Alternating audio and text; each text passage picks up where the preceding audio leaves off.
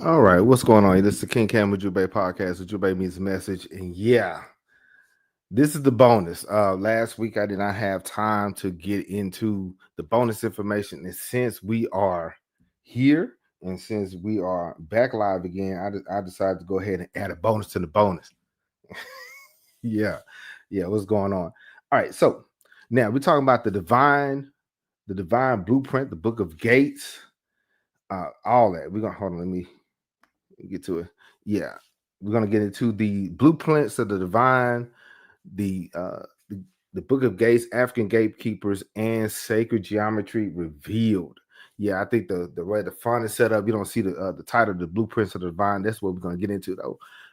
Peace, family. Welcome once again to King Cam Ujumbe Podcast and Ujumbe Meets Message. And this is a special bonus live stream transmission. Tonight, we're going to decode some things. We're going to decode the sacred science encoded in African temples, guardians, gateways, and sound. Yeah, yeah, yeah. Let me see. Let me greet everybody as you come in. Let me see who's in here. Yeah. Good eve, everyone. What's going on, Brother Ferguson? Now, here's the thing.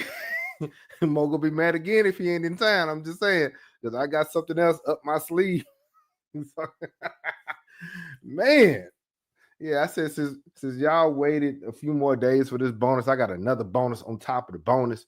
So yeah, we're gonna get back to our regular scheduled program, but this I had to get this one. I had to go and do this one. So greet everybody as you come in. So we're gonna do some decoding today. Yeah. Yep. Yep. I'm gonna hear in about another few days. So we're gonna go from Ethiopian Lalibela to Kush to Dandara to the Ethiopian and Egyptian tree of life. Yeah, today. This is not just about ancient architecture, it's about consciousness, it's about engineering, it's about the sacred science. If you ever felt the presence of a guardian in a dream, vision, or an idea, if you stood in a sacred space or place and felt the sound or the sound or vibration through your body, yeah, this is for you. Yeah, this is for you today. We're going to get more into the esoteric concept today. We're going to get into a little bit more detail today. Yeah, I'm kind of going off the beaten path that I normally would do, but it is what it is. So we're gonna explore divine geometry, sonic temples, sacred science, living gates of the Duat and the Netaru, and why these blueprints were never meant to be forgotten. All right. Now, here we go. Here's some of the questions, y'all. Why did ancient African civilizations place guardians at the gate? Yeah. Why did the ancient African ancestors or civilizations have guardians at the gates? And what were they really guarding? Now, how did sacred geometry, pi and phi, the terms pi, pi, and phi, encode the divine order in African temples and the human soul? I know the words pi and phi are some, Greek and Roman terms or whatever, but we're going to use them today. What is the Book of Gates?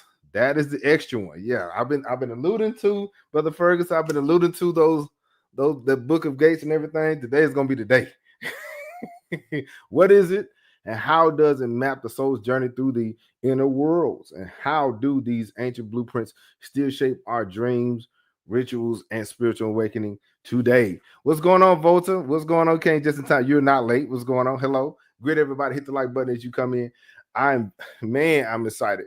Yeah, I don't think this is a bonus, but I don't think we was going to be able to do all of this in that segment of time. So give me a few more days, I'll add more stuff.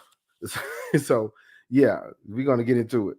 So today we're going to deal with the guardians at the gates, the womb as a threshold, the sun and the moon as gates themselves, the term pi and phi in African architecture, the African tree of life, the sound and resonance in sacred chambers, and the bonus, the Book of Gates. And yeah, I'm checking roll. You know how we do. I am going to check roll, and there are habits of new people that's been added to the fam. New people that has been commenting and sharing and adding value to the conversation. Yeah, I see you. We see you, and I'm grateful for you. But yeah, we're going to get into this bonus transmission, blueprints of the divine, right? So this pillar, we discussed the four pillars. Pillar Ethiopia, the source and sanctuary. Pillar 2, Kemet, the blueprint of sacred civilization. Pillar number 3, Kush and Nubia. This is the fourth. This is, even though we're talking about those 3, Kemet, Nubia, and Ethiopia, but this is pillar number 4, the hidden code, the spiritual science, the symbols, and the esoteric legacy of Africa. Yeah, we're on a deep end today. I figured since you guys have been with me long enough, we can kind of go into the 10 feet side of the pool today. We're going to kind of wade in those waters today. All right. So guardians at the gate. Guardians at the gate. Threshold and keepers of and consciousness. Threshold keepers and consciousness, right? Every civilization that encoded sacred science placed guardians at the gate. It's not just temples, but the consciousness, the actual sacred consciousness we have. We do a lot of discussion. We have a lot of discussions about gatekeepers and everything. It's not just in the physical areas. It's not just, say, in church. It's not just in our HBCUs or our schools or at the cookout. We have gatekeepers almost in everything and in every place, especially in our sacred spaces, the seen and unseen. Right? So in this situation, we got guardians in Ethiopia. Yeah. Here we go. Let me see. Oh, Miss Blue said, sorry, I'm late. Greetings, everyone. Yeah, you're not late, just in time. Miss Haynes, okay, let's get it. All right. Yeah. Ethiopia in Lalibela. Okay. Lalibela passes through the churches of Lalibela, involves movement through darkness, descent into narrow tunnels and passages, and emerges into sanctified light. This is a process. You see the physical temple, but there is a spiritual, unseen movement that is going on within a person's soul. You see what I'm saying? These are not merely physical paths, but symbolic wombs and rebirth corridors echoing the soul's journey to heaven. Okay, remember we discussed the Ethiopian church is one of the oldest uncolonized churches in the world. I meant what I said. All right. So in Lalibela, we have that. We have them taking a journey to the Duat, or to heaven, right? So each passage, each level, each degree was carefully designed to strip the pilgrimer or the initiate or the traveler of worldly identity and initiate remembrance. Everything is for remembrance. Everything is for the soul and the mind to remember. It's not just a physical thing. They want your mind to recall and remember this. So the Ethiopian priests they say the rock-hewn church were carved from prophecy. It's very prophetic, seen in vision before the stone was touched. Okay, they call it the living stone, right? The lively and living stone. Why? Because it came out of volcanic rock. You see what I'm saying? So we have guardians there. Okay, we have some guardians. We have one right there standing post. He may look like he's praying, but he's active. He's on post, right? So we have Ethiopia, right? We also have Kemet, guardians at the gates in Kemet. We in the Sphinx, the Heru Emaket guards the eastern horizon. It may not be a person, but the Heru Emaket, the Sphinx, guards the eastern horizon. It is ever watching, ever looking at the rising sun, where Ra rises, a lion-bodied sentinel watching over the cosmic order. Yeah, he's watching that. He's paying attention to that, right? So in the Duat, in the underworld, the world of the ancestors, every chamber had guardians, and I'm gonna get to that in a second. Every chamber, every gate had a guardian, but in this case, some of them maybe crocodile-headed Sobek, lioness Sekhmet. Shout out to the fam in South Africa. Some of them are in the Sekhmet festival. It's pretty cool. And then it has snake-bodied deities, a Neteru, like a Apupus, right? And so these were not just a pass this is not just a thing to remember, but it was a thing to experience. Okay, these were archetypes of power. They challenged. They was there to challenge you and to transform you. Okay, these gates. Okay, we're going to allude to them in a second, about a couple more minutes. But these gates weren't just for the ancestors and the ancestral plane. These were for the living, and they were for those who remember these principles, remember these ideals and what they stand for, what they represent. Right? One can only pass after offering truth and memory. You cannot pass or repass without being truly prepared. Right? These guardians function as both spiritual mirrors. They mirrored you, okay, and they mirrored that principle or what you should be or should become. Okay, and so they were spiritual mirrors and gate activators. The vibration of the initiate's heart determined whether the gate would open. Were you ready to go to the next level? Were you ready to go to the next grade or to the next thing? By the way, if you're enjoying the content, like and subscribe. Let me see who all's in here. I know the fam is showing up. This is the bonus part. This is this is what we were supposed to talk about last week. Yeah, Lalibela. Yeah, we're gonna lean into Ethiopia this summer. Hoop Daddy 7 said that's interesting about Harakati. I've heard from some of it's a cherub. Some it's a cherub. Depends on the tradition. See, you jumping the gun. You see what I'm saying? They mentioned the Shekinah and the cherubim and things. That's Old Testament stuff. Them the Ark of the Covenant. Yeah, I think the family. Y'all know where I'm going. Y'all know where I'm going. Y'all know where I'm going. And so Volta says, Lalibela means bees recognize his sovereignty, just like Kemet bees sovereignty. Yeah, remember the Insubiti. One of them is a bee or hornet, right? So that was symbolic of a ruler, of a king, right? Yeah. We about to do that today. You know, this, like I said, this was supposed to be from last week, but it's some more information I had to deal with. I had to address, right? So, but if you liking what you hear and you want to learn more about that, hit the subscribe button. Let's continue. Now, ancient Kush. Okay, at the thrones of Meroe and Napata, statues of lions, falcons, and mythical beasts flank the steps, and we've seen those mythical beasts or the four beasts in various parts of the Old Testament. Also, I know this ain't a theology class, but we see some intersection, we see some connection here. Okay, these mystical beasts flank the steps, representing divine eyes and ears of not just the Netaru, but the ancestors. They're always with you, always watching, always paying attention, right?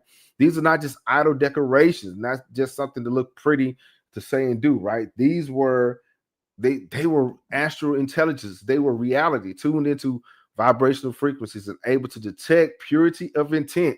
That's the reason. Okay, we about a month or so ago, we discussed the chambers under the Sphinx and all that, right? The Nubian people, the people in Aswan know there's some chambers, but they're not really divulging that information to any and everybody. Why? Because the purity of your intent had to be checked. Shout out to the family in Aswan area who still hold up to the traditions and customs of the old world. Places like the Kushite pyramids often had a central chamber where offerings are made to the next. Some people say guardian spirits. We, as Black culture, we will say the ancestors, right? So sometimes they will link it, depends on the location and the timing. They will link it to Sirius, the Eye of the Lion constellation. And yeah, I'm not done with the Sobek and the Sphinx either. All right, but yeah.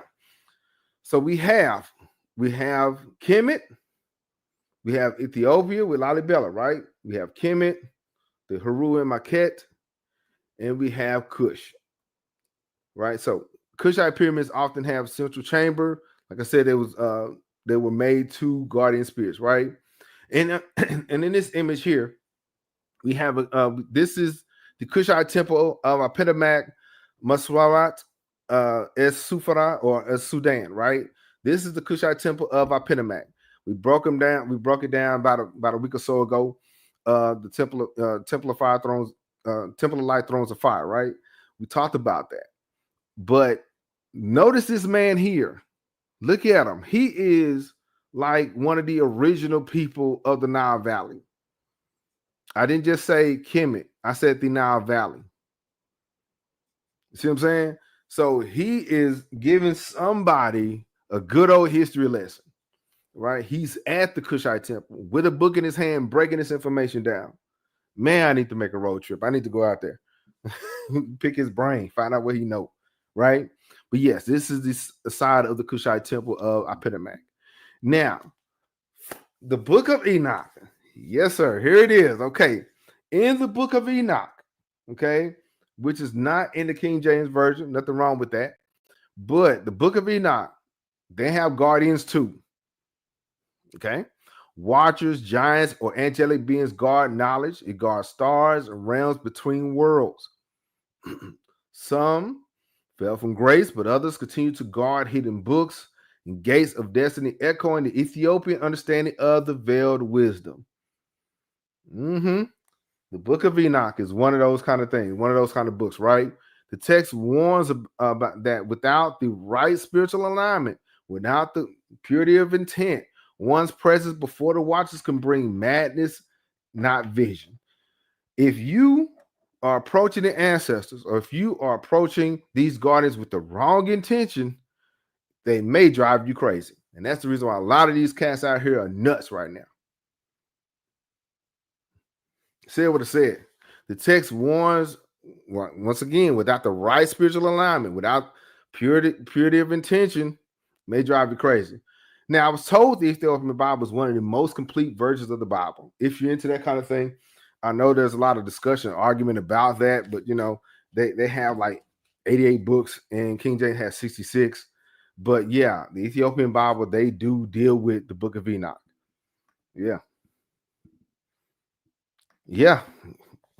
I told you this is gonna be that summer. But Ferguson said, "Oh shoot, Enoch, yeah, Enoch. He is a major figure in the Ethiopian tradition, and the Ark of the Covenant is also part of that tradition. But we'll discuss that another week. But yeah. Now, speaking of the Ark of the Covenant, since we own it, I'm on with y'all on today. The Ark of the Covenant believed to rest in Ethiopia, in Axum. And it's protected not only by physical guardians like the tribe of Levi, but also by unseen forces. And I think Hoop Daddy mentioned this earlier. The cherub or angels represent the celestial watcher, the celestial watcher's power. The Shekinah glory shines between the angelic beings. Shekinah glory, for those who are into the Old Testament and theology, that represents the presence of God, right? So there are some people in Ethiopia that is guarding. They say they're guarding the Ark of the Covenant, and that's the reason why they had to kick out the Knights Templar. You doing too much. You looking for the wrong thing. I thought you were looking for Prester John, but now you really looking for the Ark of the Covenant. Yeah, it is actually in Lalibela. It is actually in Ethiopia. Shout out to the fam. Yeah. Yeah, that's why if you have the wrong intention, if you are approaching the ancestors wrong, or your heart ain't right, yeah, you're gonna go crazy. Yeah. Let's get it. Let's go. Oh, I forgot. By the way, this is gonna be an interesting session. Don't forget to have something to write on, something to write with. I don't think I told y'all that. Get something to write on, something to write with. Sit back, and we're gonna enjoy this discussion. We're gonna get into this, and we may have a little time for Q&A. But I gotta get to this bonus. This is bonus part 1, but there's a bonus part 2 in a few minutes. All right, let's go. Now, in oral tradition claims that the ark emits power when approached by the unworthy. If you approach the ark wrong, yeah, you're gonna come up fried. Now, we're told that the Ethiopian Tawahedo priests guard the sacred Ark of the Covenant, and like I said before, expelled the Knights of Europe when they were looking for it. Yeah, we thought you was here for brotherhood and fellowship and everything, and you out of here doing the most. Yeah. That's what they were doing. So we had about last week, we had a discussion alluding to the fact that during the Middle Ages, during the Crusade era, Ethiopia did have some contact with the old Jerusalem, right? And so during that time, the European knights were trying to look, they was in search for Prester John, but then they found out that the Ark of the Covenant was there. So what they did, they started trying to fellowship and everything. And after so long, the Ethiopian priests, the Ethiopian leadership kicked them out. Not only kicked the Europeans out, they also kicked out Saladin's boys. See, what was going on is that Europe was trying to come in, creep in the back door of Ethiopia, using the banner of Christianity, and Saladin's boys were just trying to take over some extra space so they could surround Jerusalem. So, yes, there were some Knights Templar in Ethiopia, but the Ethiopian also had their own knighthood and priesthood too. And we're going to talk about that. It may not be today, but the Ethiopian did have their own knights, their own warriors. See, the thing is, we hyper focus too much on what Europe was doing, and we neglect what Africa was doing. So in this time, in this sovereign nation, Ethiopia had their own knighthood. They had their own set of warriors that was seriously 10 toes down about their business. It wasn't just praying and meditating all day. They threw hands too.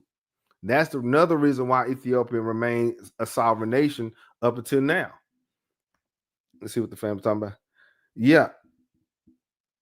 The Netter got the Shekinah fitting. Yeah. So now, here we go. Really quick. I'm just going to drop a key in the chat or the comments if you ever, because we're at the gatekeeper side. If you met a gatekeeper in, say, a dream, a vision, or meditation, what did they look like? And what did they say? Because each one, Cush, Axum, Kemet, they had their gatekeepers, be it past or present. I know you guys are, very intelligent and you guys experience a lot. Have you ever met a gatekeeper, in your dream or your vision? Was that gatekeeper maybe like an ancestor? Mine was, like my great grandmother. So, or was at my grandmother's house. I'm not going to lie to you. So that's normally whenever I, encounter, say, the ancestors or whatever, it is normally at my grandmother's house. And then it just goes from there. So y'all drop a key. Let me know if you ever met a gatekeeper in your own dreams and your own visions or whatever. What did they look like and what did they say? All right. So just think about that. Now, let's get it. Yeah, an ancestor about a gift. Interesting. So Sister Haynes said an ancestor came, visited her about a gift. Pretty cool. All right. That's what's up. Let's go. So far, we got guardians at the gate, the wombs at the threshold. We're going to get to the womb as the threshold in a minute. The pie and fire, the African tree of life, the sound of residence, the sacred chambers, and the book of gates. Mr. Ferguson has been asking me for a minute about the book of gates, and we're gonna tap dance on that just a little bit. We're gonna touch on it just a little bit. All right. And I'm checking roll. Now, the womb as a threshold, okay, as a threshold, the sun, the moon as gates. We're talking about gates, right? And gateways, right? So the solar gate. Okay, the solar gate. Let me see. Hold on. Somebody asked a question. I think mine. Who that says he think mine was bird-headed. Not sure who it was. Maybe okay. Head of a bird. Okay, I've had some relatives that have passed too. Yeah. Got to pay attention to those things. This is not really that kind of podcast. However, we can't reject or neglect our ancestors in this process, in this journey, right? We can't, and sometimes what'll happen is we'll hyper focus on people that, that was ancestors 1,000 years ago, but we neglect our aunts, our uncles, our grandparents. See what I'm saying? It got to be a balance, right? So, all right. Now, the solar gate. Just really quick before I get into that, the womb is not only a biological space, but a cosmic passage. Okay.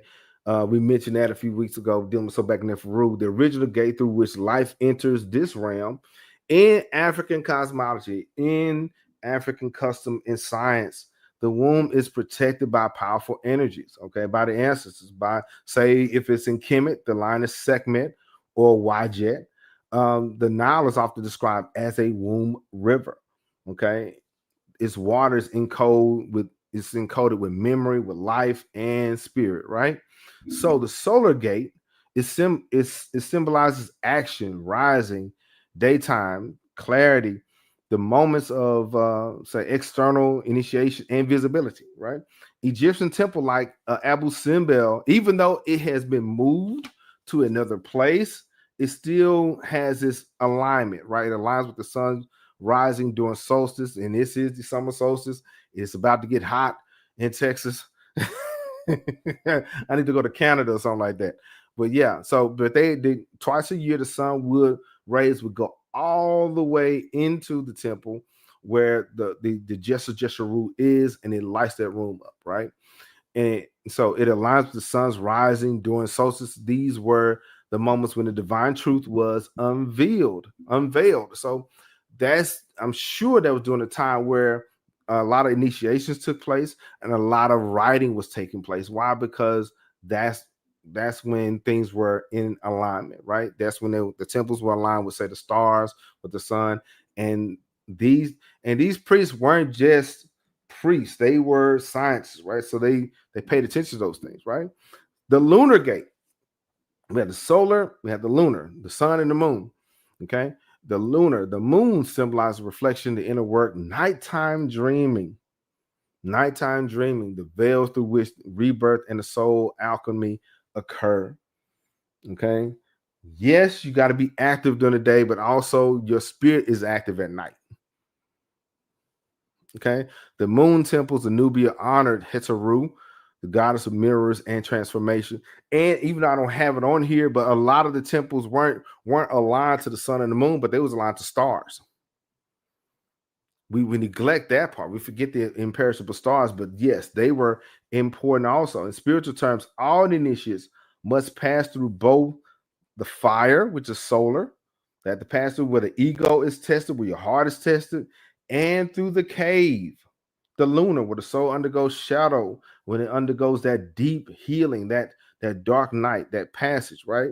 So before you can pass through the gate of gold, you must first enter silver. You must go through the cave of the soul. You can't reject that. You can't neglect that. Okay. Now, the pi and phi, or divine proportion in African architecture. Yeah, we're talking about the Great Pyramids, the obelisks, Lalibela's layout, spiral axes, and all that. We get into all that. So before I get to that, I got a question. No, this may start. I got a question. Before I get to that, I got a serious question. I got a question. Yeah, and y'all need to answer it.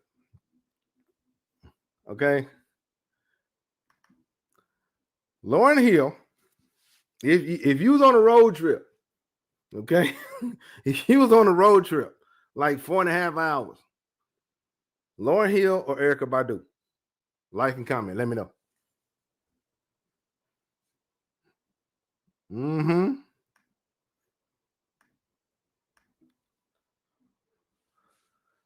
Lauryn Hill or Erykah Badu. Now, I'm not asking me, okay? I'm not asking me. You know, if we're dealing with body of work, okay? You know. All right, so we got one person that was brave enough to answer. He popped out. Volta, he popped out. He said Erykah Badu. Yep. Lauryn Hill or Erykah Badu? Okay. Miss Blue says Erykah. So Zane says Badu's from Dallas like me. So yeah. Yeah. But Lauren, see, the thing is though, see, I'm trying to be good. I'm trying to be good, you know. I'm leaning towards the unpopular opinion because Lauren Hill only had one album. So,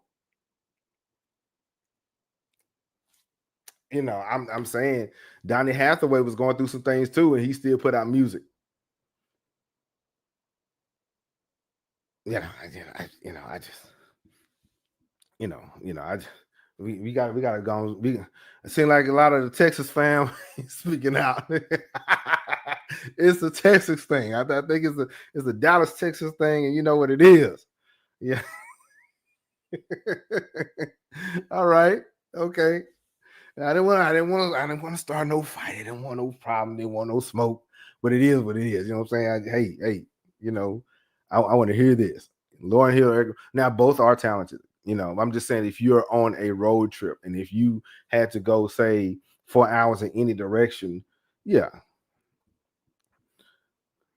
It says we only needed one from Lauren. We're still decoding today.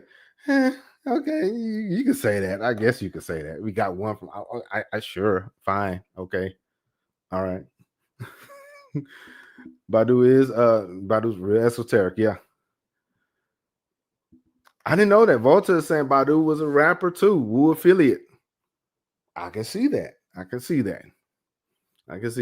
But I like them both. I do enjoy listening to them both. They both had great music, and I really believe. I think neo soul is still the genre.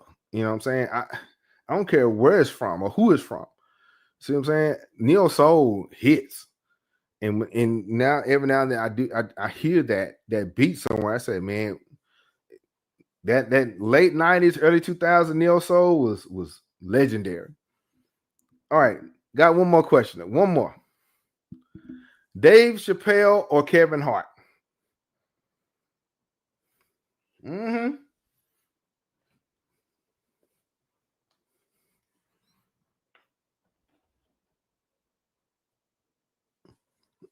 Dave Chappelle or Kevin Hart? I'm just saying bar for bar kind of thing. I'm not saying as far as dollar signs concerned. We're talking about funny. A lot of people say Chappelle. Yeah, yeah, yeah, yeah. All right. All right, here we go. Let's continue. Let's continue. You know, so I hope you got your break, got a little soda, a little something to drink or whatever. It says we are unanimous. Dave Chappelle is funny for real. Yeah. All right, here we go. Now, Guardians of the Gate. We're going to deal with the pi and phi golden ratio, right? Here it is. Now, across Africa, ancient architects didn't simply build monuments. They encoded universal proportions into stone. This was something that they did. This was something that they worked on for centuries, right? Both the pi and the phi was a golden ratio of 1.618.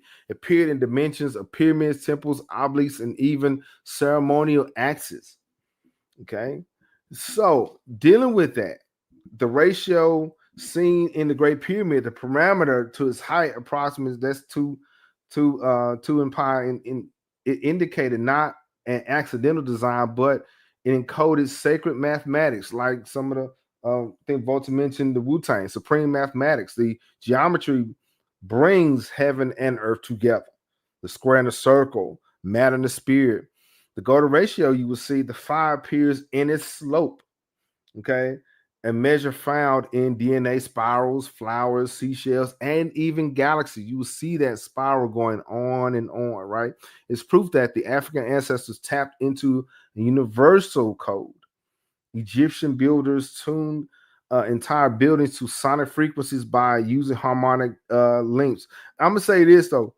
The pyramids, the stones of the pyramids were so perfect you can actually hit it with a tune and it had a note to it. It developed its own sound.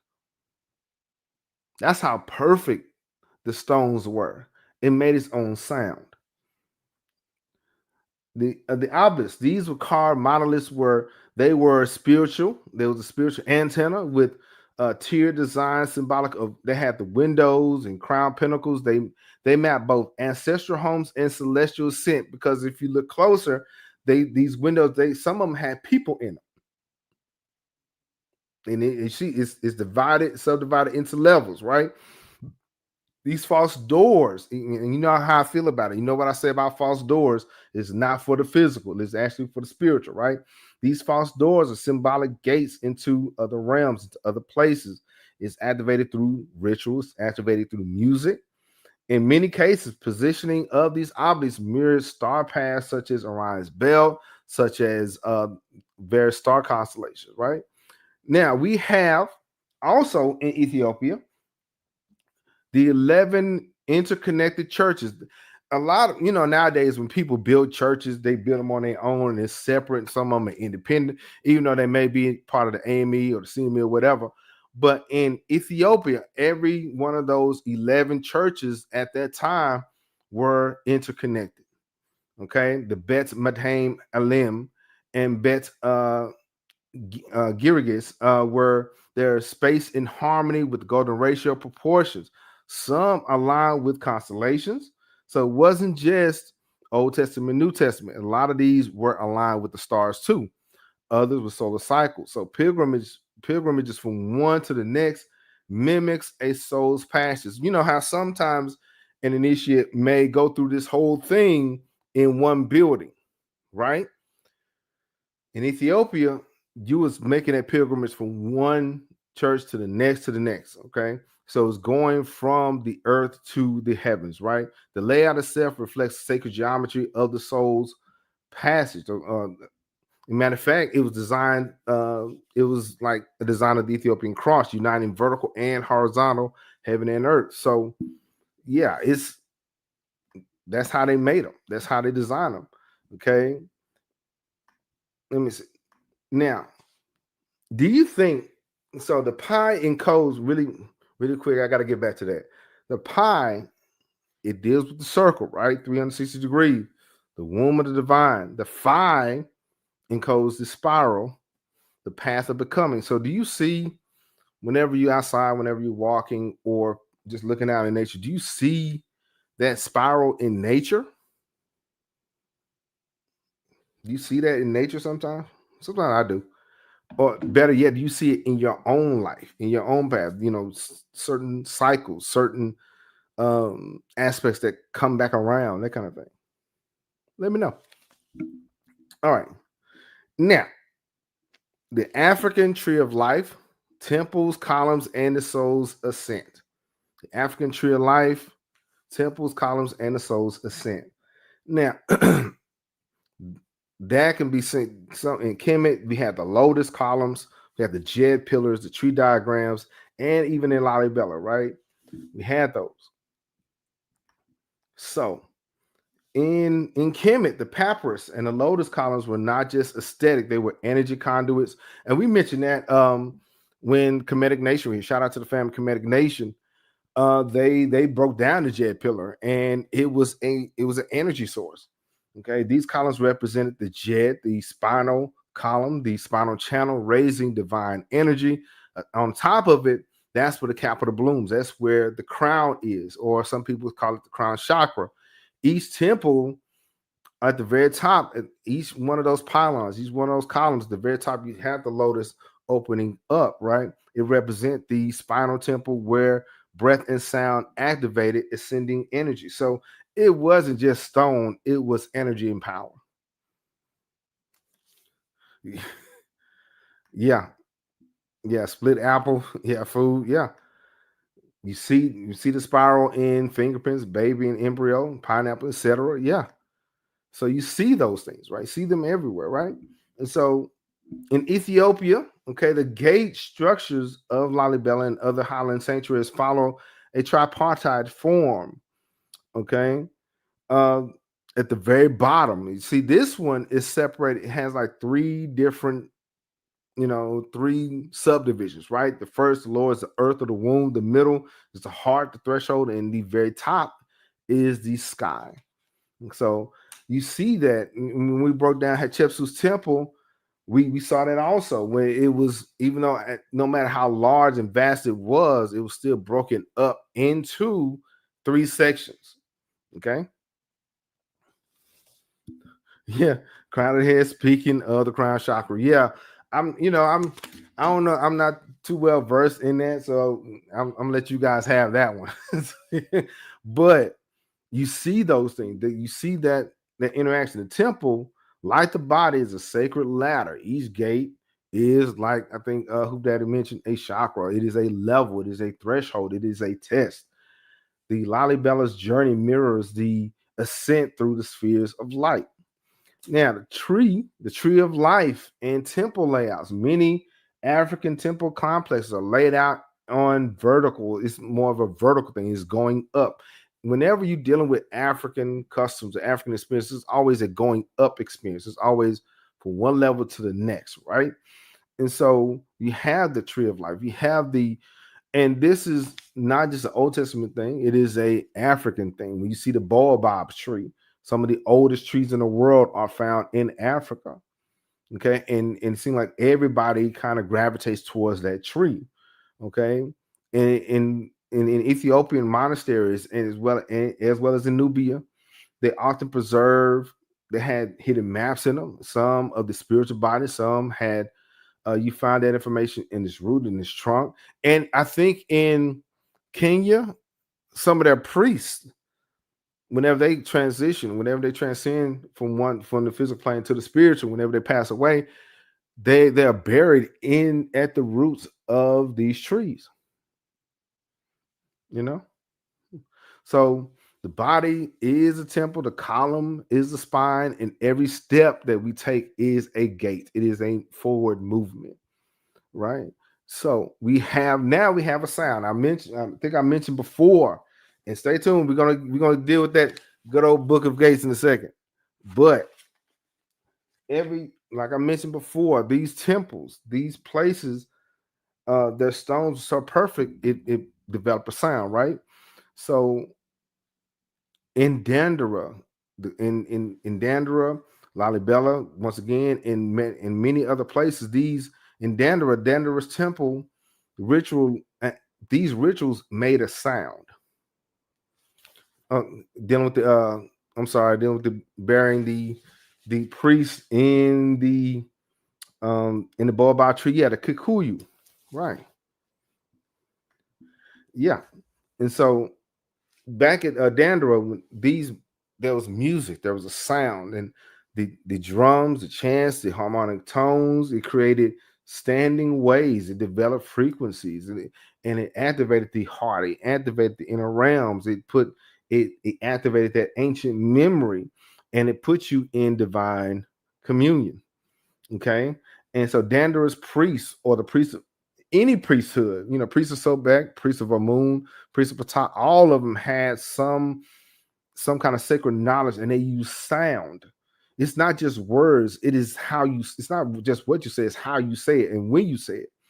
And so some of these sounds healed the organs. They opened up blood vessels, and they aligned your the inner part of your body, your spiritual body, to your physical body. So they realign those things.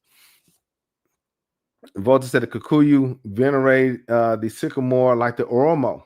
Interesting. And as well as the old Egyptian. Now, Hoop Daddy asked questions is not to jump around too much. Think Ptolemy's wife, I said, Arnevet associated her name with the Egyptian guardian at the gate, Wenet. Probably so, because a lot of, just like Cleopatra. See, I didn't start at this time, but the Ferguson. Somebody else mentioned one of the rulers during this era, so I have to say something.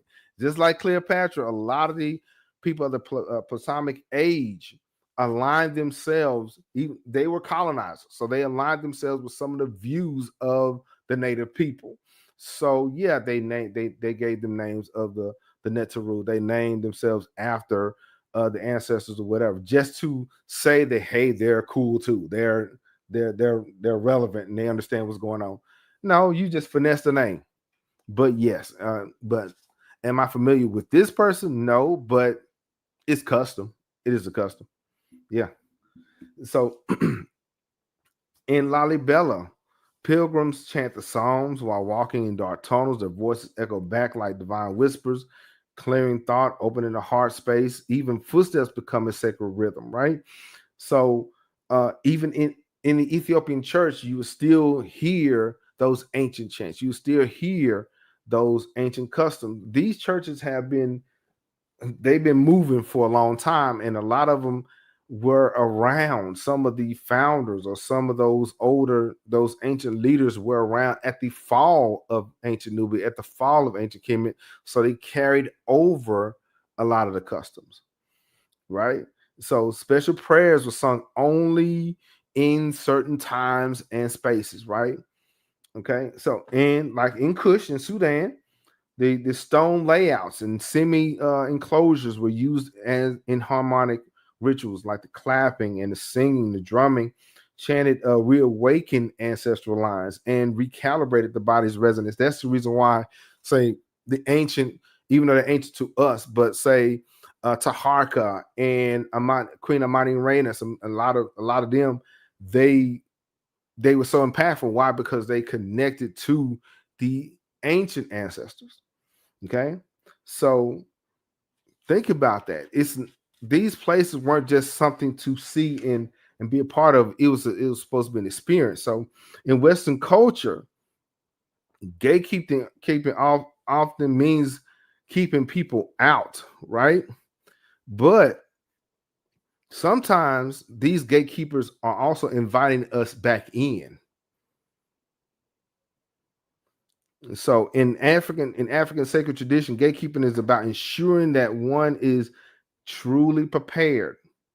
This is why gatekeepers matter. That's the reason why we have them, not just to keep people out, but to make sure the right people are in. Okay. These they're the nowadays they may be our musicians, they may be our artists, they may be our poets, asking us, are you ready to meet yourself? Okay, they stand at the veil at each threshold, at each physical, spiritual level, ensuring integrity, not elitism. Nowadays, we do use the term gatekeep to be elite about a certain thing, or to keep certain people out and certain people in, or you got to pay some money to be a part of this or that. Sometimes it is more of a spiritual thing. And these guardians are protectors of sacred energy, testers of intent, mirrors of readiness. So every temple, every sacred space have its guards, not just to keep people out, but to prepare the soul to come in. You see what I'm saying? Now, let's get to it.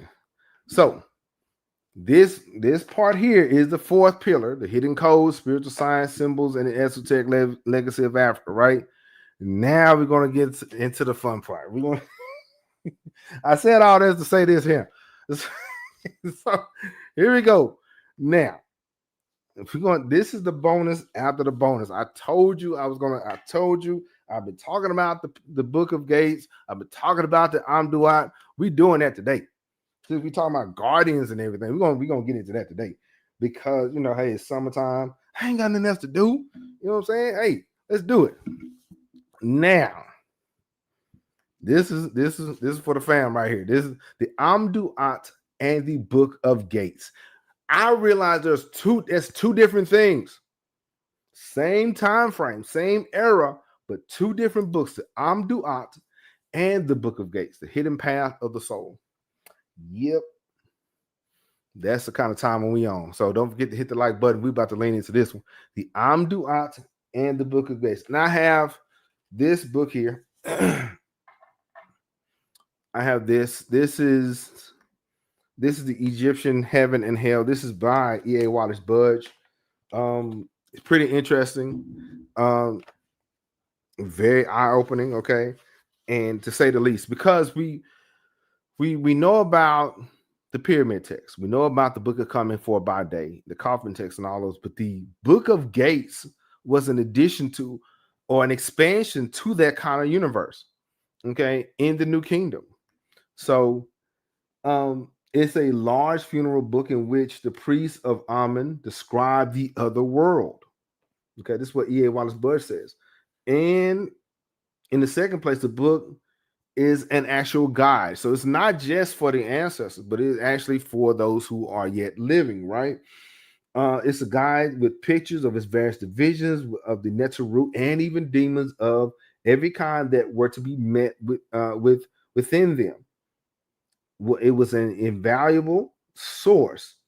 It was for those who were trying to navigate life. Okay, the book AmDuat was, like I said, a very lengthy work. It occupied spaces on the walls, on papyrus, and poor people could not afford tombs, but they had the papyrus, they had the papers. The priests collected all the artifacts which were absolutely essential for the soul so they could travel by itself through the other world into the Duat. Now, the oldest copies are found in the tombs of Tutmosis III, Amenhotep II, third, and they are located at Thebes. Okay, the AmDuat shows us that the Egyptians treated the realm of the ancestral plane as they treated their older books. So they treated the AmDuat, the book AmDuat, just like they did with the Book of Coming for by Day, right? They had multiple copies of this knowledge, right? And so they wrote them everywhere. Now, so it's so much to be said about that. In the AmDuat, get this, y'all. There's 12 divisions of the AmDuat, which represents 12 hours a night. Okay, 12 division in the AmDuat represent 12 hours a night. And each one, the Netra, the Uranus, the Net, Neb, Au, Kappa, Out. These are the 12 divisions. Now, that's pretty interesting dealing with the Net, Neb, Au, Kappa, Out. That is the realm of the midnight sun. I mentioned this a couple of times in the Aket, or the midnight sun, where when the sun sets in the physical plane, it rises in the ancestral plane, the midnight sun. Yeah, they're guarded, is guarded by a bull, through which, according to one tradition, the night sun passed on its journey from the place of sunset to the place of sunrise. That's the midnight sun. Yeah. And so in this, the Neteru Amiu, the gods who were within, and they were intended to represent the guardians of 7 portions into which the tunnel is divided, and the name given to the tunnel is Aut A, of the boat of the earth. So we have the sky, the sun boat, but in the AmDuat there is a boat. See, the AmDuat is the preparation place for the Book of Gates. So before you get there, you go into this earth boat, right? And then you go to the other realms, right? So we have the other division, the Aket Kafaru, Ament, the Mechet Navut Taut, Tepet Shashat, Tebet Neteru, Best or Baset Ara Aket Kafaru, Metet Kwa Hochebu, Ray M Karet, Apet Kautu. And then when the sun rises again, of course, it's the Kefer or Zephyr Kikiu Kau Mest. These are the 12 divisions of the AmDuat, right?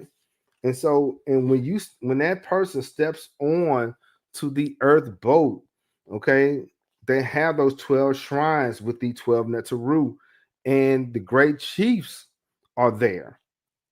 Okay, so and then they also mention Abydos, or Abydos is not just a physical place to them, but it is also a spiritual place to them. Okay, and so it is Amenti that is near Abydos.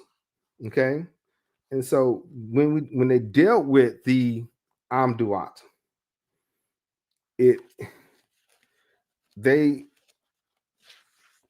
the deceased, even here, the deceased heart is weighed. Okay, but we'll get into that in a second. But these divisions also represented the stars. Okay, the stars that you see at night. Okay, they also represented the ancestors. Okay, so we have that. So we have the AmDuat. Okay, let me see. Is the AmDuat something like Christian purgatory? No, no. In the Roman Catholic Church, there is a concept of purgatory, right? Where they have to do something or wait for enough prayers to get to. No, I guess you could say it is a waiting place, but they're moving forward and upward. They're not permanently stuck there like in the Roman Catholic Church. You just going from this, like just like you see here. You see the ancestor going on this. They're in movement. Purgatory in the Roman Catholic Church, you're stuck there. But in the ancestral plane, they're gradually drifting away from the physical realm into the higher spiritual realm. You see what I'm saying? So yeah, but I understand, there is some kind of similarity, but there is some difference there. What's going on, Sister Willis? What's going on, Sister Linda? Okay. And for those who know Sister Linda, she is the great sister of Baba Yakia, who is in Morocco. I think it's like nighttime there. Shout out to Baba Yakia Shabaka. He's a great historian. He knows a lot about West Africa, and he moved from California and he moved to Morocco. Very knowledgeable in Arabic and all those things. So shout out to him. Yeah, there is and I hope you're doing well, Sister Linda. I hope all is well with you. Yeah, there is a big difference. Okay, in the Roman Catholic tradition, you're stuck. If you find yourself in there, you're stuck. But in the African tradition, you are moving. Okay, you're moving. Okay, you're going further and further into the land of the ancestors, like almost detached, but you are moving. Okay, so let me see. All right, now dealing with the Book of Gates, though. So when you're traveling from the physical plane to the, you taking the earth boat. Now you're at the Book of Gates. You're at the gates and the Duat, right? Now, the Book of Gates revealed it was like a sacred map of the soul's journey through the Duat, the underworld, or the inner world of consciousness. It's structured in 12 hours or stages, each representing a challenge or a transformation. Okay. The ancients didn't just map the stars, they mapped the soul. Okay. The soul rise, the solar boat. So in the AmDuat, there was the Book of Earth, the earth boat, right? In the Book of Gates, you go from the earth boat to the boat of Ra, the sun boat, through the night. Each hour or gate is guarded by divine beings or ancestors or even forces.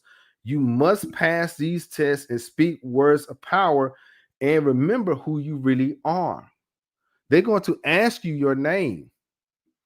And then they're going to ask you what is their name. So knowledge of self is very important. And knowledge of your ancestors is just as important. In the ancient Egyptian tradition, esoteric structure of the book, each of the 12 gates is associated with a time of night. Like say from 7 p.m. to 7 a.m. Okay, each represented the time of night, an element of transformation, and a trio. It was 3 guardians at each one of these gates. And the gates correspond to the sun's descent into the spiritual underworld, the realm of the midnight sun, as we talked about. And we may go into further detail about that. Y'all just let me know. And it echoes the soul's return to the source through the cycles of purification and divine remembrance. Now, for the fam, I mentioned this quite a few times, but at the Temple of Luxor, there is a battle. Okay, Ramses II and the Battle of Kadesh. It wasn't just discussing a physical battle. You understand? This was a spiritual battle that every king had to undergo. On the temple walls in Abydos and across several New Kingdom tombs, and especially the Temple of Luxor and Waset, the Book of Gates was vividly described. They wrote them down. Okay, you saw it, you see it played out. And Ramses, it depicts not only the cosmology of the underworld, but also the journey of a divine king. If you were king, you got to go through this process. And just like Sobeknet Faru had the Hebsed festival, there was another thing that he had to undergo. Ramses, like Ra, is shown traveling through the gates, facing guardians and uttering words of power and emerging transfigured and changed. Right? His journey is a template for kingship and cosmic renewal. The journey of Ramses II through the gates was not merely artistic. It wasn't just pretty. It was something that he had to do. Okay. And remember, y'all, Ramses, even though he is part of, say, the new era, the new kingdom, that was a couple of 100 years since Amenhotep III. This is a while.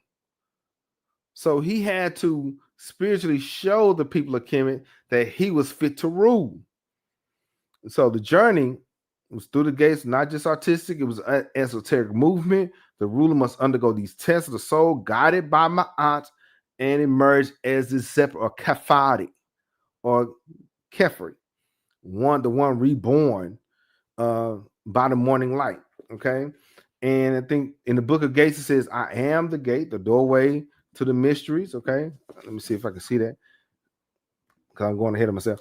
I am the gate, the doorway to the mysteries. Those who know me pass unharmed. Those who don't remain forever lost. Okay. Now, if you're enjoying the content, like and subscribe. But check this out. Guess what I have? I told y'all. If you want to engage in this kind of conversation, this book here, let me move this. This book here, Sacred Science, The King of Pharaonic Theocracy by Robert Lubies, you need that. Now, in the book, okay, in the book, okay, it talks about his journey. It talks about the battles that he had to face. The Battle of Kadesh is both physical and spiritual. Okay, as a first important example of pharaonic symbology, we will present the account of this battle. Okay, he said. Now, he says here, what is difficult to understand, however, is why the king, after having single-handedly vanquished an immense army and all the allies, must continue to fight. Yeah, he had to continue. This wasn't just a physical battle where he had to show and prove. Okay, this was a night battle, and it shows him the king here is in a eastern. He's moving east. It's an east to west direction. It's comparable to the daily procession of the sun. Okay, and in the second image, it symbolizes nocturnal path of the sun. Okay, nocturnal path of the sun in this battle against the adversary, the night. Indeed, the solar king is at first overtaken by night and is depicted by the superimposed images of the enemies all around him. Yeah. So some of these, and then the reality is some of these battles he as king had to face alone. Okay. And this is the image of the temple. And it is like a sundial on the inside. Yep. Ramses, the loving of Amun, has taken a position in the south. And as the night goes on, he is undergoing another battle. Yeah, get that. But we'll let me know if you want me to talk more into detail about that. But I don't want to hijack all your time about that. But that was good. I didn't know that they had to go through that. I didn't know that I knew that there was an initiation process from a physical standpoint, but a spiritual process that he had to do for many years. This wasn't just a one and done thing. Every night almost, his spirit had to go to battle. Like and comment below. Let me know. Now, and so dealing with the Book of Gates, it appears in the tombs, in the New Kingdom. It appeared everywhere. Okay, and the time of the pharaohs, like Setting and King Tut, and many others, each hour represented a gate, and each gate is guarded by the Neteru in spirit, some welcoming and some are challenging. Okay, the soul is tested and asked to reveal its true nature. They want to know what your intent is. Okay, do you really embody ma'at? Do you really embody justice and peace? The principle of truth, balance, and cosmic order. Only the pure of heart can pass unscathed. Otherwise, you're gonna get checked. Okay, let me see. Now, now the now dealing with that, dealing with the chambers, dealing with the chambers. A lot of them were in vivid colors and illustrations, and it's roadmap. It is a roadmap for the soul's journey through the Duwata underworld, and this represents the 12 hours of night. Okay, this picture here is one of the illustrations in the Book of Gates. And we have some of the Neteru, some of the ancestors, and we have the individual. Sometimes it's embodied or symbolic of Ra himself or the actual person, but they're pulling the boat of Ra or the solar boat. Okay. And we also have those who were overtaken or those who were found unworthy. They're there also. Now, and in the ancient text, it says, Hail to you, the gatekeeper of the second gate.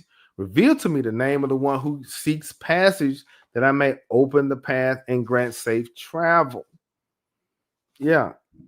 So, dealing with that, the gates correspond 12 hours a night. Each phase is transformation, renewal, and is necessary. Okay, for the passage of rebirth, for the sun to rise again in the east, right? But gates are not just about death in the afterlife. Okay, it's not always about that. It's not morbid like that all the time, right? But in African spiritual traditions, the gates symbolize any threshold between states of consciousness, birth, life, death, rebirth, waking, and dreaming are gates. The visible and invisible, the luminal spaces where the ordinary falls away and the sacred appears, right? So gatekeepers are not just mere sentinels, they are the initiators, they are the guides. They mirror our readiness, your truth, your fears. What sometimes they may appear in the form of something that you are afraid of the most. They test the vibration of your heart, ensuring you see if you're really prepared for what lies beyond this. Okay. So in the Papyrus of Ani, a companion funerary text, it says this. It says, I have not committed sin against men or the gods. I have not disturbed the peace of the land. I have not lied to the gatekeeper. I have not hidden the truth from the Neteru, from the gods. Check this out. That is part of the 42 laws of Ma'at, or the negative confessions. Somebody asked me about the 42 laws of Ma'at. It is all over the place in Kemet. Okay, these declarations affirm the soul's readiness to pass through the gates, emphasizing Ma'at, truth, and cosmic order. Across African spiritual tradition, this idea appears in rites where niches must pass through sacred doorways to undergo tests, representing death to one state and birth into another. Now, so according to E.A. Wallace Budge, these are the 12 divisions of the Book of Gates, according to him. And these gates are guarded by the Neteru, right? The first was guarded by Sa'et, okay? The second one is Akibi. The other one is Tachibi. The other one is Tekhara. Now, after the fourth gate, that is where you have the judgment hall of Asar. Okay, in some traditions. Okay, there's various traditions to this. And then there's another one, Set M Ma'ataf, okay, and Akin Ma'at, Set Hara, Abta, Setu, Amnetuf, and Sebi. These are the 12 divisions according to E.A. Wallace Budge. But now each gate had 3 Neteru. Okay, like say for example, the first gate, it was guarded by a scorpion-headed person. who test the fear. Out as soon as you get in there, they're doing a heart check. A scorpion-headed Neteru. Okay, and then we have Hekbet, a frog-headed goddess of birth, overseeing the soul's rebirth. So when that sun is setting and it's rising in the ancestral plane, you're being birthed into that plane. And then we have the Ba, the winged soul form, appears only to those who remember their divine origin. Okay, this is the entry into the Duat, right? And say like the second gate, the guardians of Serket, Kardet, and Akibi, right? This is they punish disillusion and distortion. This is the silent gate. You gotta, at this second gate, you can only speak the truth. Okay, you can only tell them the truth, right? And so Serket, the scorpion goddess, holds the sting of truth. Kerhet, guardian of silence, and then Akibi, right? Then the third, I couldn't put all the names here, but the gate 3, the guardians are Akir, Sabau, and Ma'at, right? The double line Neteru. Akir, the double line Neteru, who guards past and future. Sebau, chaos. Ma'at, of course, truth and justice. Okay. Time is basically teaching you about time and patience. Okay, you must deal with time. And then of course like I said, E.A. Wallace Butts has one aspect of it. There's other traditions may have different Neteru, but it will have 3 of them, right? And number 4, Rekibi and Tefnut and Kinimut, right? And so Rekhiti, there's the flame bearer, gate is closed by fire. Tefnut, moisture goddess, balances the fire's purging. Kemenu, the ram-headed creator who molds the reborn. So that's the rebirth, right? Let me see what the fam is saying. Yeah. It's tough. But this wasn't just for the ancestors, it was for the living. Each phase of life or each walk of life, you got to deal with time, you got to deal with peace, or you got to deal with some kind of challenge. See what I'm saying? You got to deal with some kind of opposition, like the flame bearer. Your gate is closed by fire. It is closed by opposition. Okay, so in this case, you got to speak the name of the flame. You got to call it out for what it is. Okay, or be consumed by it. That's what they're saying. Trial by fire.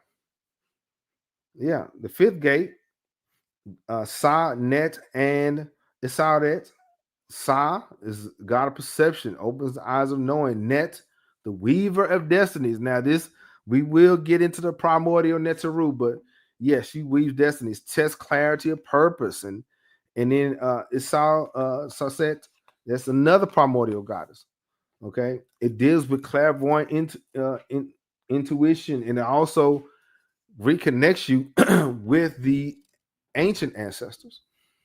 Okay, and of course, gate 6, that's the 6th hour, and that is when the midnight sun is at its highest, and that's when you deal with people like Anupu or Anubis and Heka and Nebhet.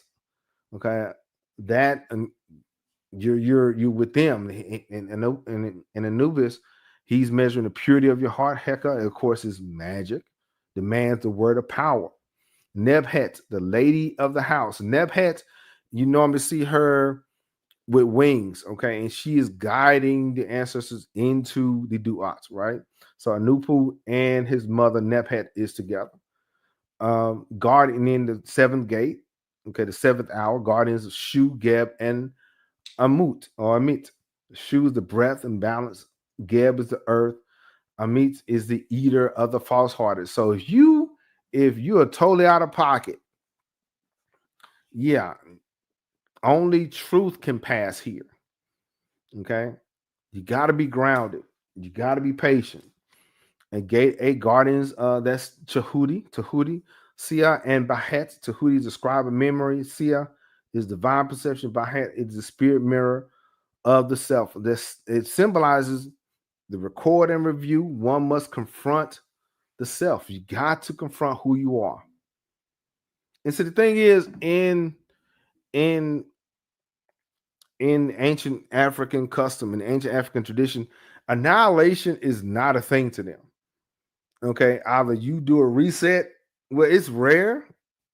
And let me back to, it's rare that you're totally annihilated, but lessons have to be learned, even in this, right? So gate 9, Sekhmet, Wajet, and Ren. I think who that he mentioned Ren, which is the name.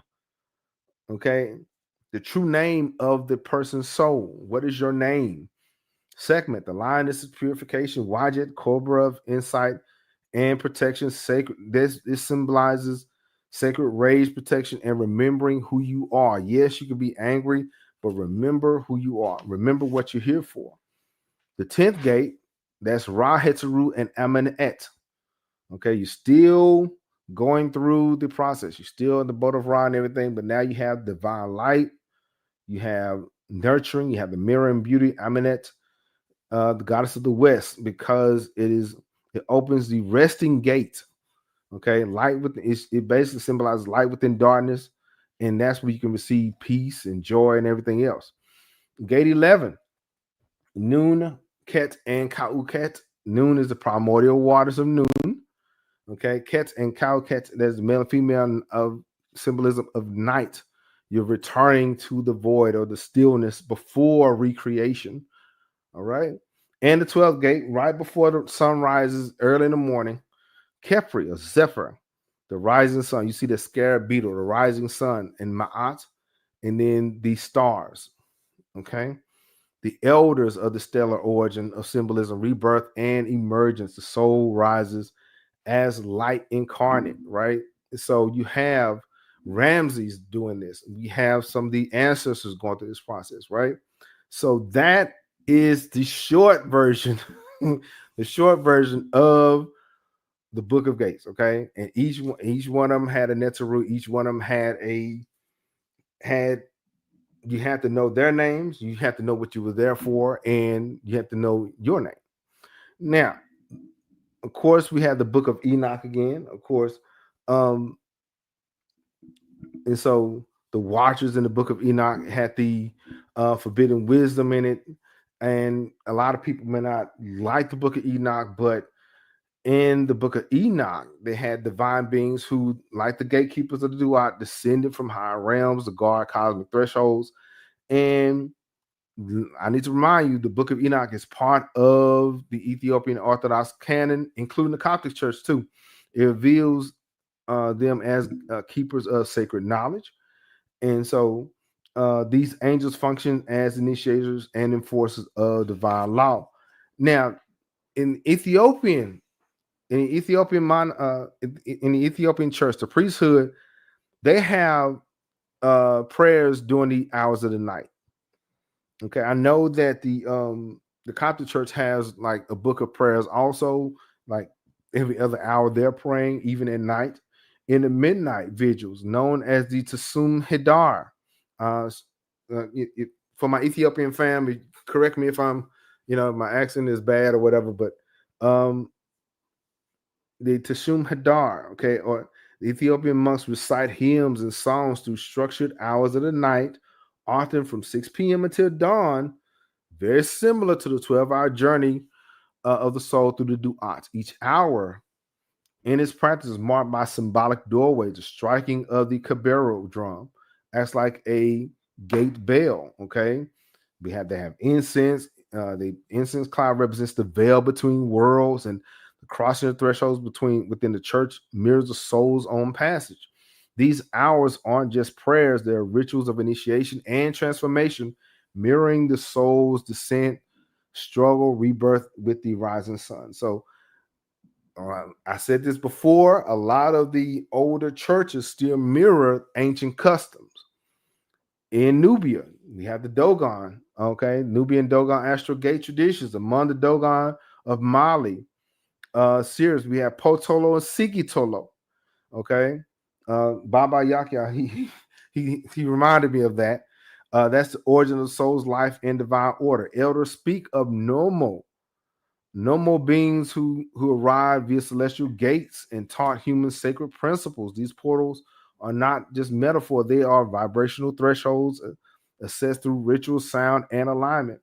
In Nubia, so we had the Dogon, but in Nubia, temple complexes such as Jebel Bakar and Jebel Dosha, the shrines, and even like the Naphtali and the Lion Temple, the shrines were aligned to stellar risings and lunar events. Each shrine may have functioned like a gate, okay, activated only at a specific time, okay, very similar to the Book of Gates and the AmDuat. And of course, the role for us, okay, the role in our memory is for us to remember those things. Okay, remember who we are, remember the truth, and remember while we're passing through these gates, what is our purpose? Right? It's not just remembering facts and details and dates and names, but who are you? Okay, these ancestors are going to ask, who are you and what are you here to do? Okay, the heart must be weighed against the feather. Okay, falsehood, ego, and attachments like chains, and it gotta go. Okay, and so the soul's journey through the gates is an initiation and a transformation, right? In African oral traditions, it teaches us about truth telling and persevering and preserving the memory of our ancestors, and they keep the soul aligned with the order and clear the path through the gates.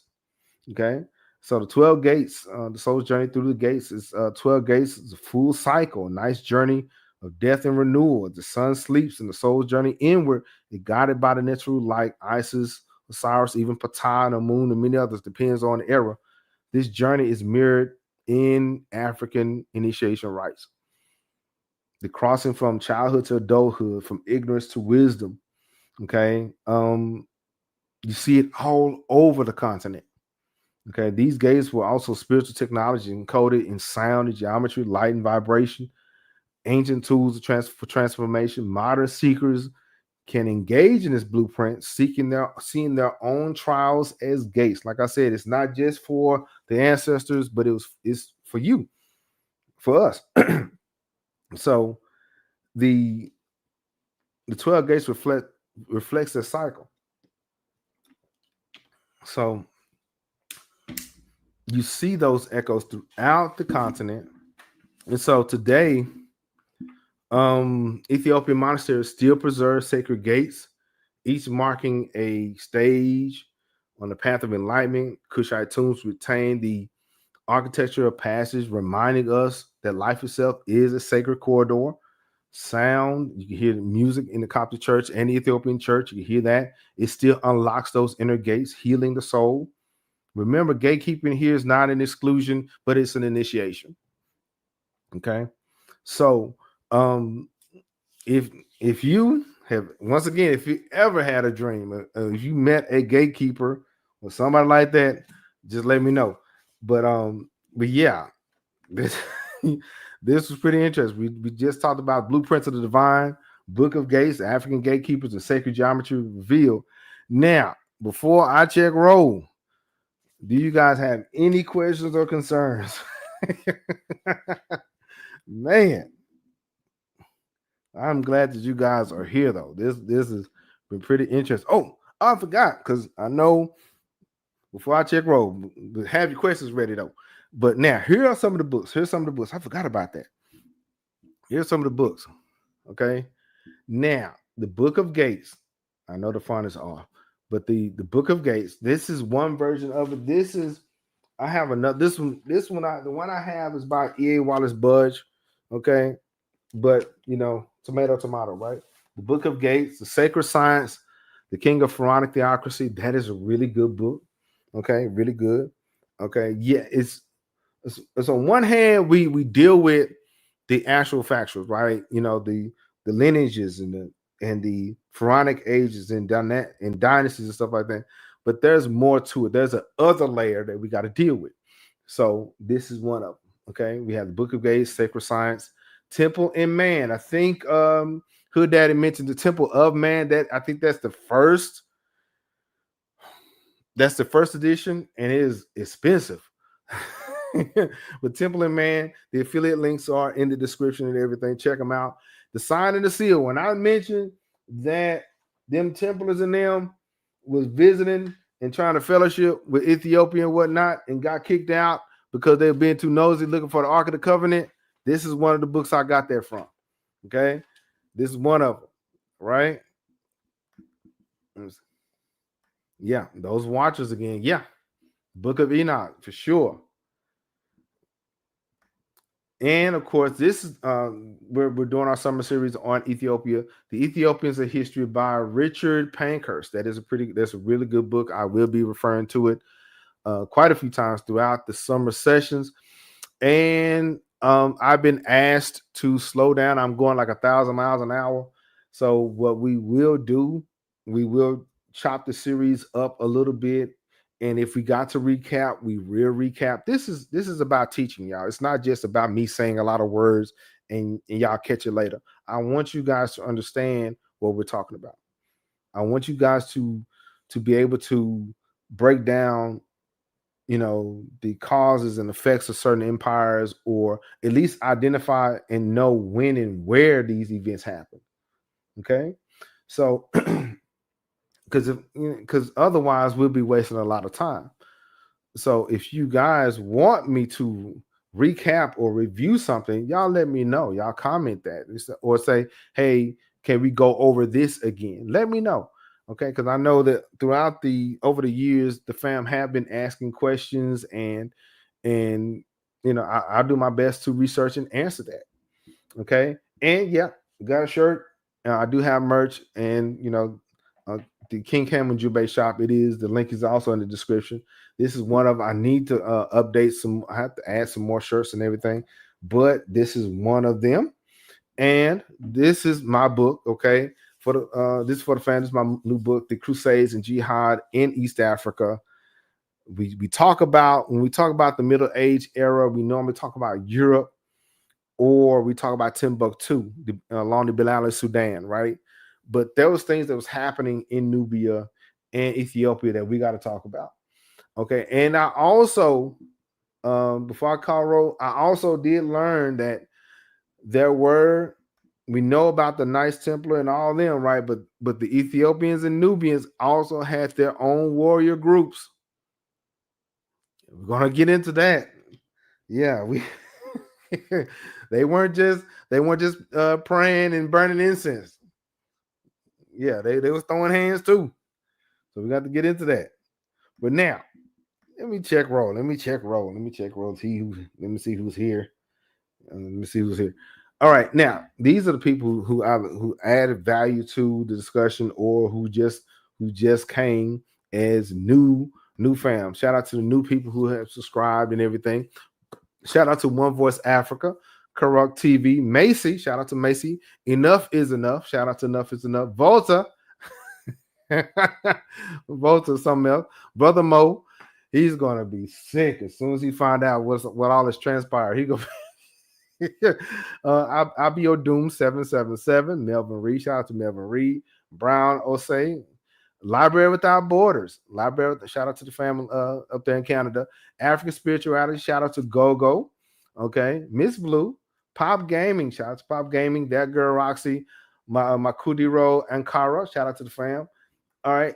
Grand Madam Tarot. Longevity Just. Hoop Daddy 7. Abina Scott Noob. Deborah Keaton. Royal Vision. Coon Cakes. Valerie J. Sunboy. Gianna Lee, Comedic Nation, Mark Carroll, and Zeptepi Slim. If you're present and I didn't call your name, you still here, comment here. Okay. I'm glad that you guys are with us one more time.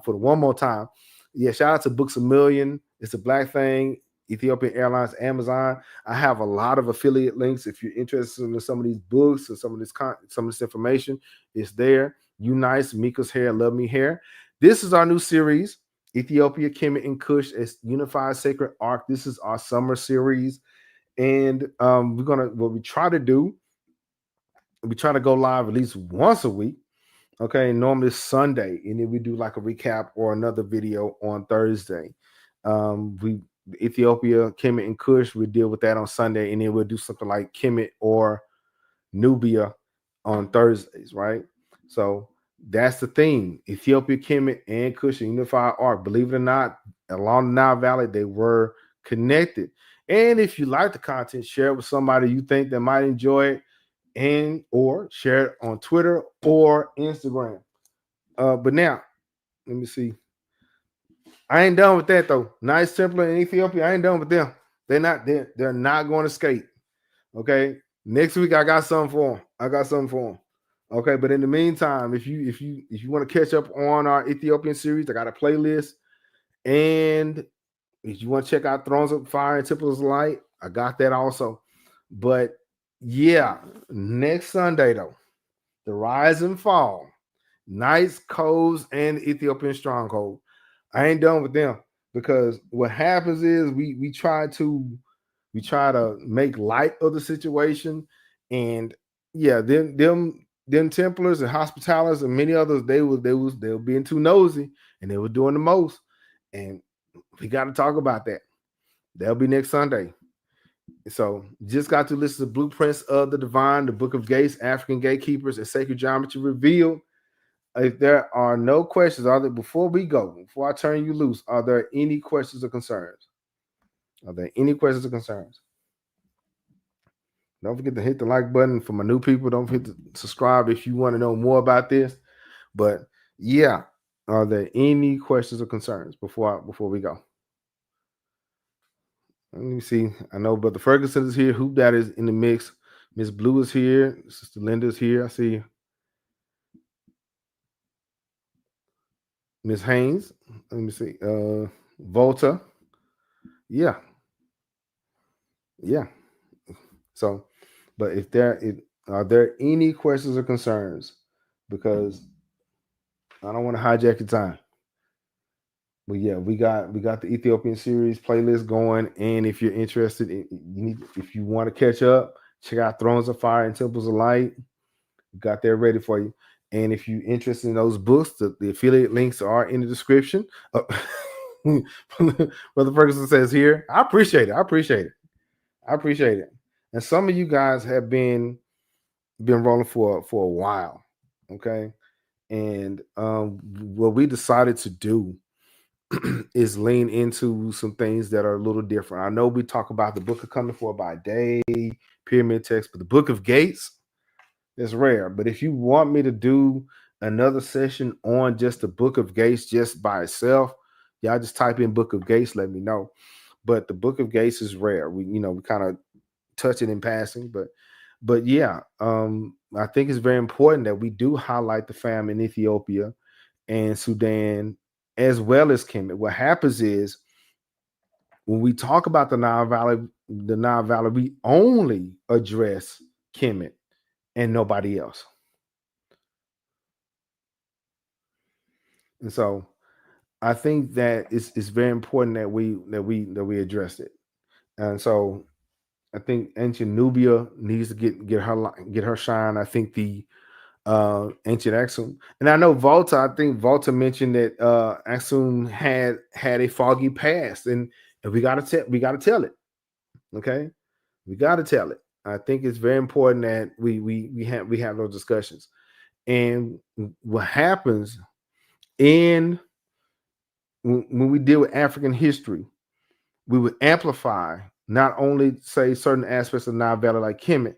What happened is we would amplify, say, like what we know as African traditional systems like Ifa or what the Bamoon does or whatever, or the Hausa, and neglect the Coptic church and neglect the Ethiopian church. They all are part of the African system or a part of the African cosmos.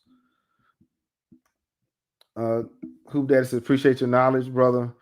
Good seeing my old drum mate doing this thing. Yeah, for those who don't know, I used to play drums in high school and college. I used to